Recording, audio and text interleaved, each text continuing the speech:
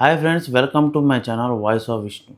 Friends, మీకు తెలిసిందే కదా, ఈరోజు ఫోర్త్ మ్యాచ్ ఆఫ్ ఐపీఎల్ జరుగుతుంది. మ్యాచ్ అయితే ఎల్ఎస్జీ వర్సెస్ డీసీ మ్యాచ్ జరిగింది. అయితే ఫస్ట్ 10 ఓవర్లు ఎల్ఎస్జీ వాళ్ళు మామూలు కొట్టుడు కొట్టలేదు, దాదాపు 120 రన్స్ కొట్టారు.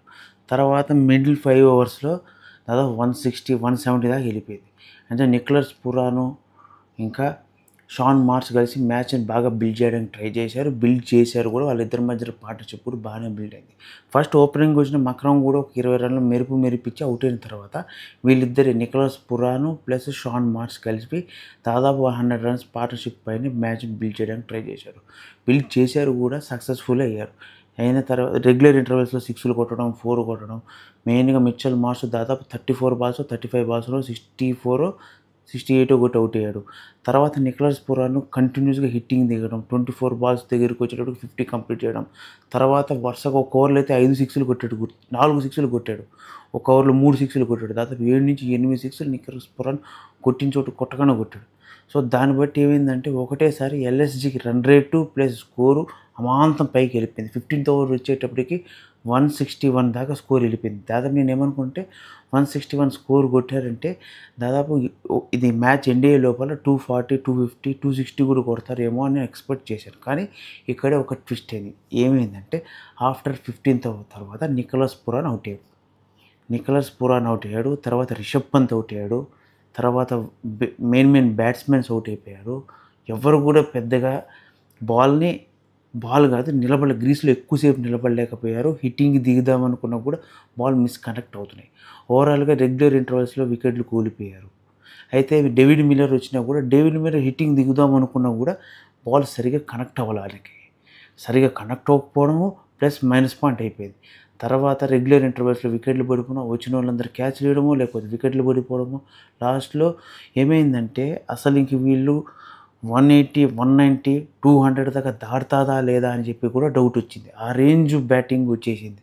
ఎట్లా అంటే ఒక్క ఓవర్లో అయితే వికెట్లు పడడం కానీ రన్లు రాకపోవడం కానీ కూడా జరిగింది. ఏదో తక్కువ రన్స్ వచ్చినాయి. ఫస్ట్ 15 ఓవర్స్లో 161 రన్స్ వచ్చిన టీము లాస్ట్ 5 ఓవర్స్లో 44 రన్స్ మాత్రమే కొట్టగలిగింది. అంటే ఏ రేంజ్లో కట్టడి చేశారు. మనం ఇంతకుముందు వీడియోలో మాట్లాడుకుందాం ఏంటంటే ఢిల్లీ క్యాపిటల్స్ ఒక 30 to 40 రన్స్ కట్ఆఫ్ చేయగలిగితే ఈ రన్ రేట్ తగ్గవచ్చు, వాళ్ళు బ్యాటింగ్ చేయడానికి ఈజీగా ఉంటుంది. వాళ్ళు ఎంచుకున్న చూస్ టు బౌల్ అనే ఆప్షన్ కరెక్ట్ అని ప్రూవ్ చేసుకుంటారని అనుకున్నాం. కానీ అదే చేశారు. లాస్ట్ 5 to 6 అవర్స్లో రెగ్యులర్ ఇంటర్వెల్స్లో వికెట్ తీశాడు. స్టాక్ 2 వికెట్లు తీశాడు. తర్వాత కుల్దీప్ యాదవ్ 1 వికెట్, 1 రన్అట్.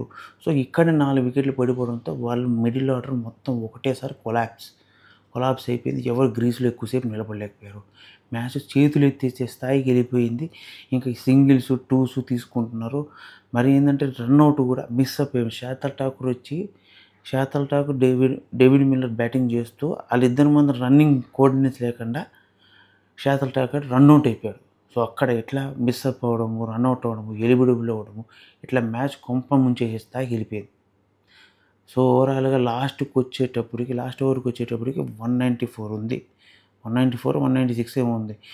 197 కొట్టారు లాస్ట్ ఓవర్లోకి వచ్చేటప్పటికి. ఇంకా 200 కూడా కష్టము అనుకుంటున్నాను. డేవిడ్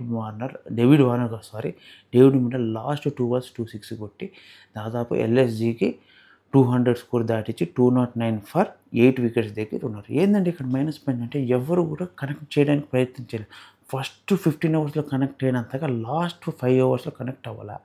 అందరికి మిస్ హిట్ అవ్వడము, లేకపోతే వికెట్ పడడము, మిస్ అప్ అవ్వడం, రన్అట్ అవ్వడం ఇవే జరిగినాయి. లాస్ట్ 5 ఓవర్స్ మొత్తం ఢిల్లీ క్యాపిటల్సే దాదాపు వాళ్ళు 50 to 60 రన్స్ కట్ ఆఫ్ చేసినట్టే. 50 ఎందుకంటే 161 అంటే దాదాపు వాళ్ళు అదే స్ట్రైక్ రేట్ పోయి ఉంటే 250 దాకా పోయి ఉంటారు. కానీ ఈ కట్ ఆఫ్ చేయడం వల్ల దాదాపు 30 to 50 రన్స్ కట్ ఆఫ్ అయిపోయి ఇప్పుడు వాళ్ళు సేఫ్ పొజిషన్లో ఉన్నారు.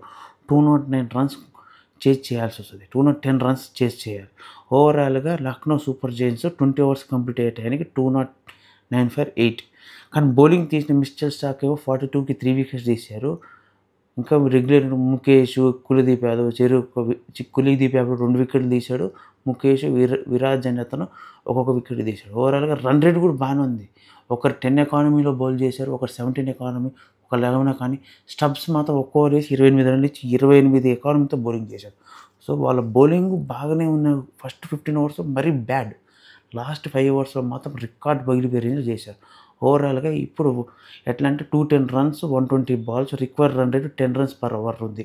సో ఆ రేంజ్ బ్యాటింగ్ వాళ్ళు చేయాలి. 10 రన్స్ పర్ ఓవర్ బ్యాటింగ్ చేయాలి. కొట్టేస్తే టోటల్ 250, 260 చేసేవాళ్ళే కదా! సో కొట్టేసే టోటలీ.